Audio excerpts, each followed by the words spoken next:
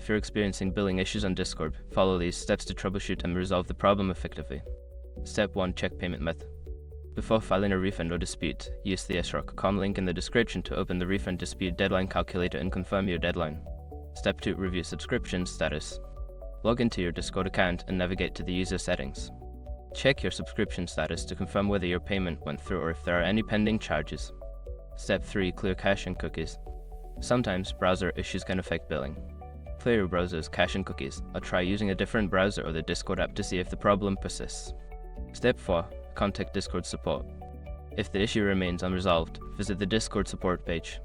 Submit a ticket detailing your billing problem, including any error messages you received and your account information for faster assistance. Step 5. Monitor for updates. After contacting support, keep an eye on your email for any responses or updates from Discord. They may provide further instructions or resolve the issue directly. By following these steps, you should be able to address and resolve any billing problems on Discord. If issues persist, continue to reach out to support for further help.